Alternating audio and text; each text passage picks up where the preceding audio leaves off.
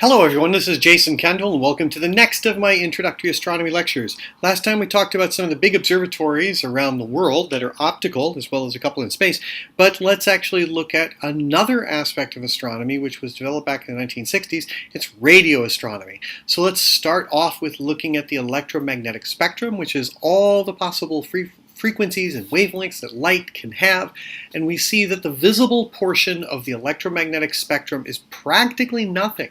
Most of the light of the universe does not come in the form of visible light. Most of the light is actually much longer wavelength and much shorter frequency.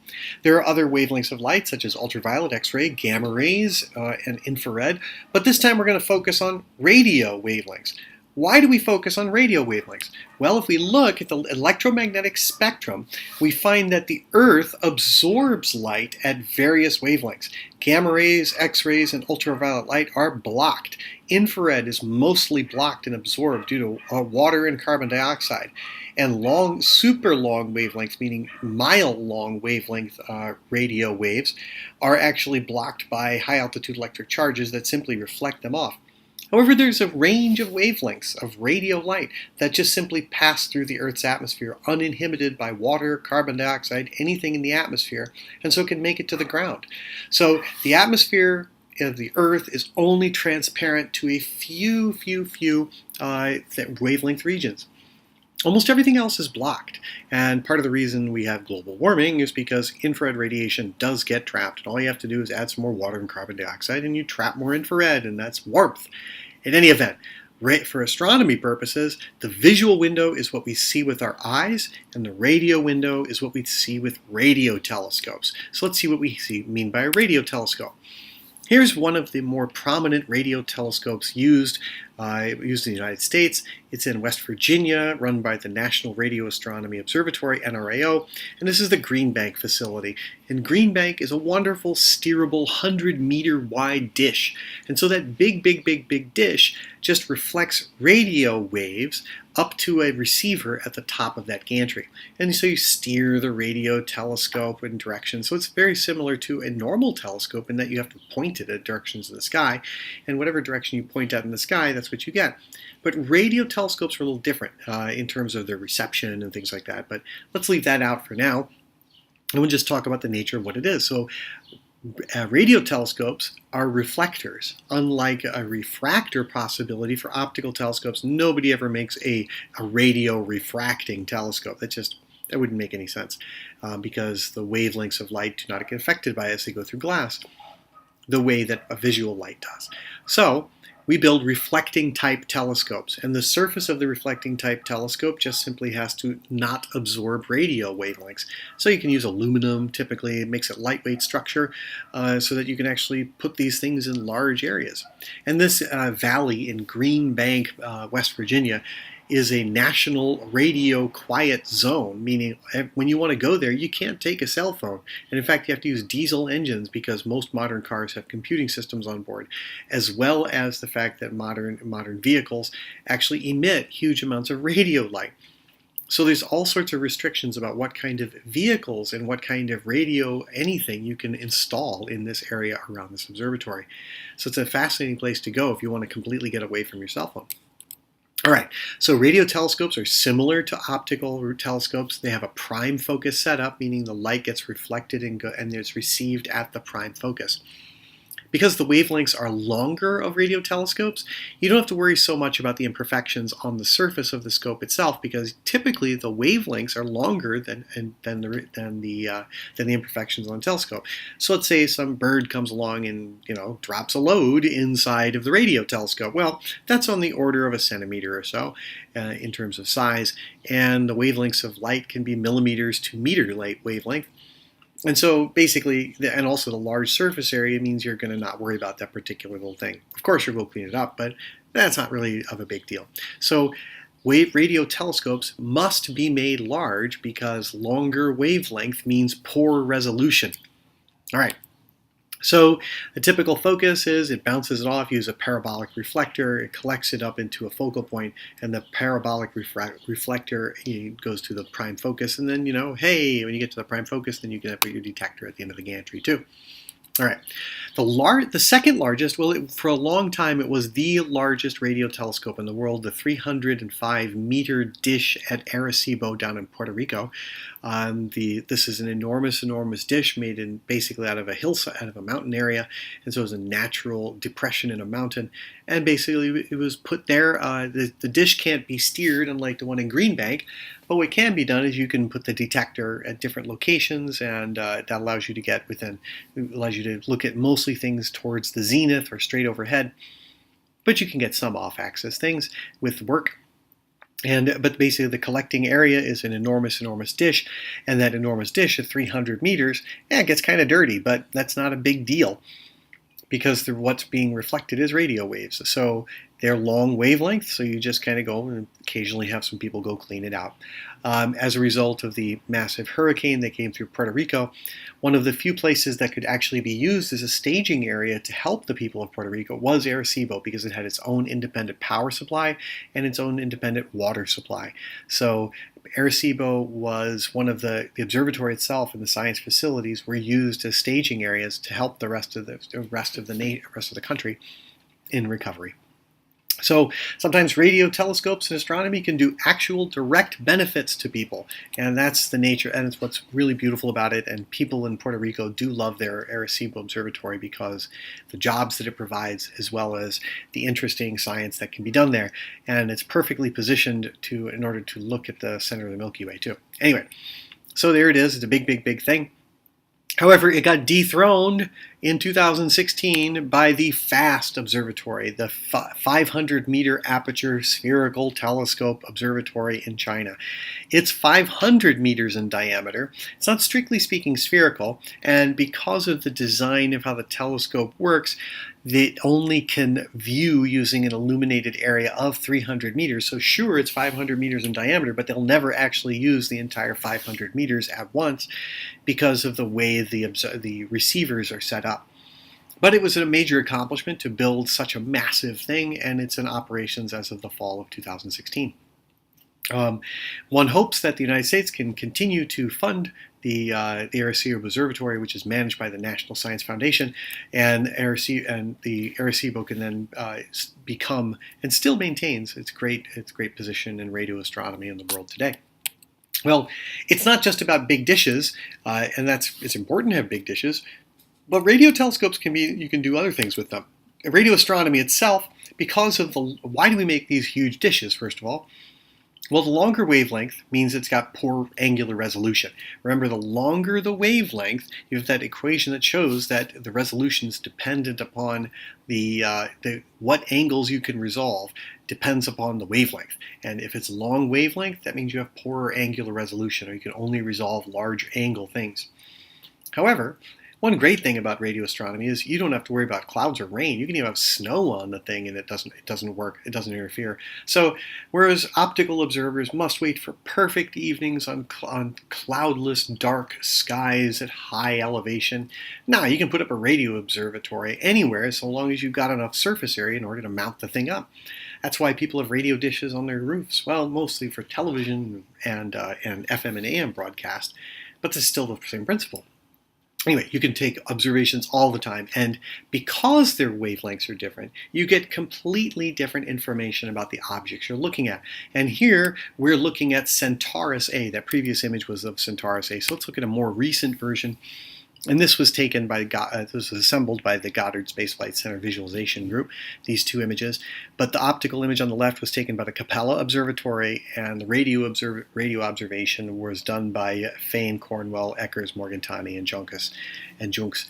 And what they did is they made a more recent map of the Centaurus A active radio galaxy using the radio wavelengths. So on the left-hand side, we see the only optical observing, and on the right-hand side, in orange, is the radio emission. Notice they're completely different. So we get totally different information about physical processes that occur by objects when you look in radio wavelengths as opposed to optical wavelengths. Completely different processes occur. On the right-hand side image, the radio is overlaid on top of the optical image. It'd be very hard to distinguish it because none of the stars that are in the field, which are all foreground in our Milky Way, would ever actually show up in these radio observations. They'd be very faint sources. But this one radio galaxy, which is about 12 million light years away, is an incredibly bright radio source in the sky. And the angular size of it is about half a degree in the sky. Anyway, we can do other things with radio that we cannot do, or what just as easily with optical, is to do what's called interferometry.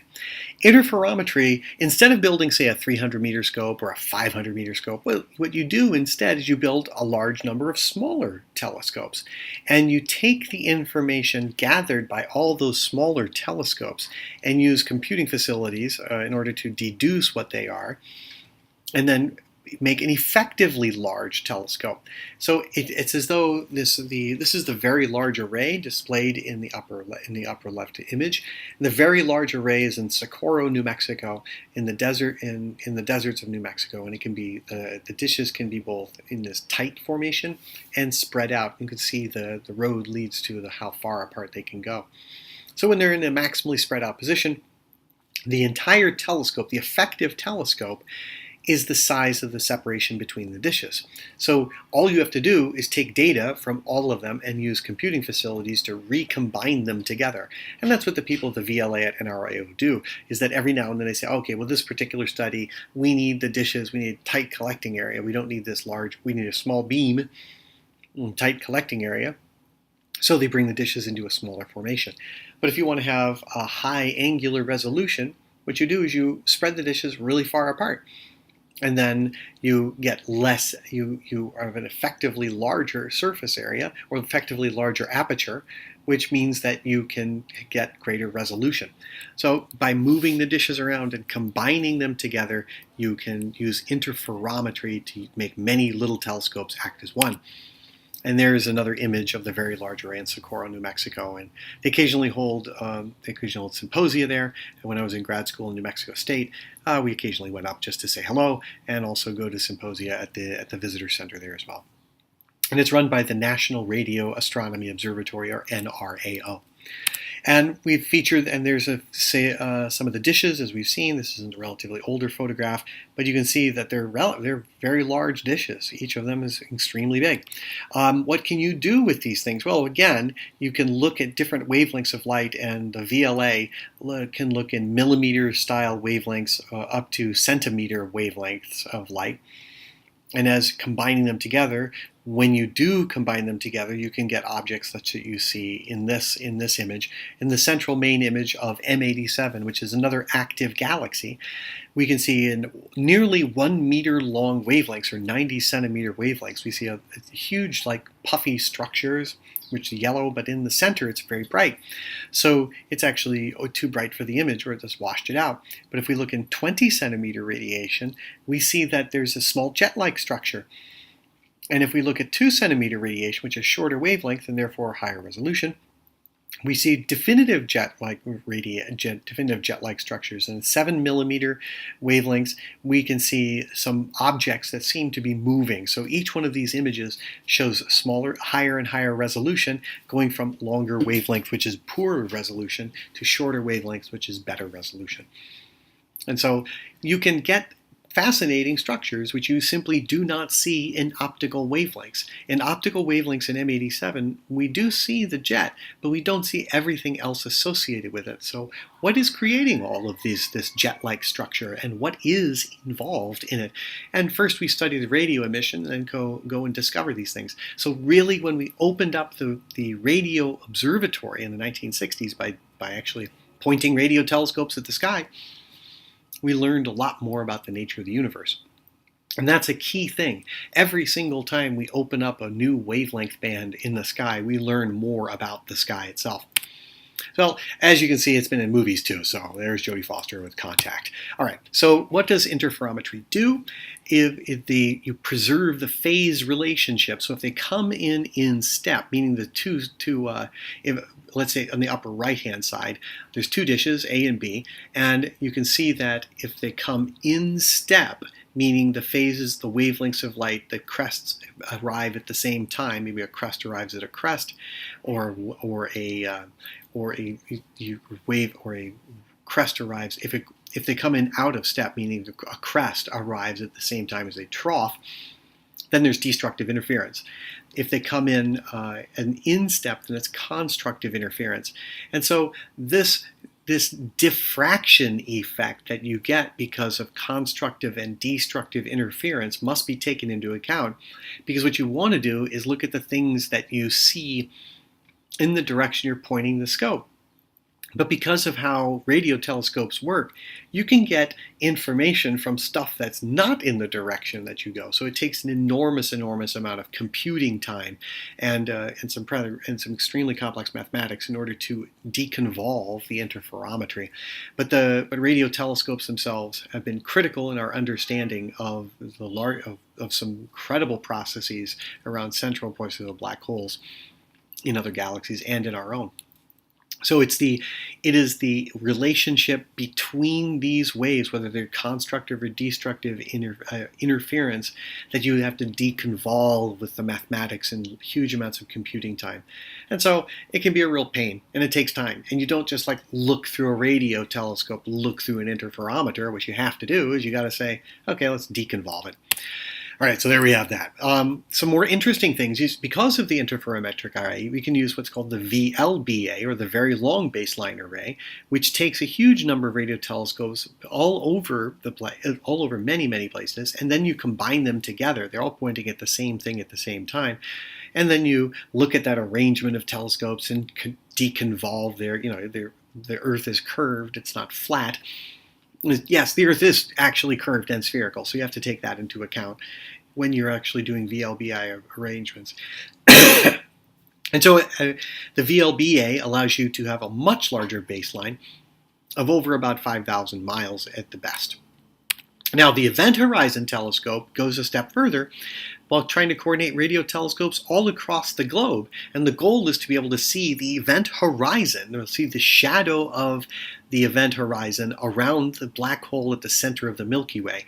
And they will start giving, in sometime later this year, later on 2018, will be hopefully the first images, and below we see a simulation of what they expect to see, developed by CFA at Harvard, Center for Astrophysics at Harvard, by Hotaka Shiokawa. So the Event Horizon Telescope at eventhorizontelescope.org, they're combining all sorts of radio telescopes together in order to see the radio emission at the center of the galaxy, which would be really fascinating once they get it going. All right. So interferometry gets radio images as close to the resolution as optical. So you have to use interferometry in order to get the resolution of optical telescopes. It's the only way to do it, because big telescopes like Arecibo and even FAST can't do it. So it's neat and everything, but you need the interferometry in order to get it. All right, so what can we see? Here's an example. We were looking at M87 before. There's its optical image. M87 is a really huge elliptical galaxy in the center of the Virgo cluster, about 60 million light years away, and we see it's an enormous giant elliptical, and it has a jet in the center. And this is a Hubble Space Telescope legacy image, and that previous image comes from the center CFH Observatory down at Canadian France Hawaii Telescope on Mauna Kea. So this is a great image by the CFH telescope. And this image is the Hubble Legacy Archive image of the jet coming out of it. But if we want to study with the VLA, we actually looked at this before, we see that the VLA itself can actually see the movements of the jet. And so we see that the jet itself is about 4,000 light years long in the radio. And in visible light, we see that this 4,000 light year long jet actually has knots in it. And if we look with the VLBA, we can see down to about 1/10 of a light year. 1/10 of a light year is a light month. A light month is 30 light days. How far is Voyager from the Earth? The spaceship launched in 1977 is about almost a light day out. So on the image in the center, taken with this NRAO image by Jay Beretta et al., and this we're looking at a couple of pixels across this image is the diameter between the Earth and the Voyager spacecraft. So that's really interesting. So some of the lumpy tiny couple of pixel images as the size scale of that distance. So we're really seeing the motion of huge amounts of material being jetted out from something, some supermassive jet, some jet that's being formed, probably by a supermassive black hole. As material falls into the black hole, something happens, and we'll discuss what that is later. And so there's a much tighter view that the VLA took with a 4,000 light year diameter across, and there's 2,000 light years. But then we look at the inner tenth of a light year, and a couple of pixels on this image would be roughly the size of the distance between the Earth and the Voyager spacecraft that was launched in 1977. So there's a bit about radio telescopes. I hope you've enjoyed it, and we'll be seeing you soon.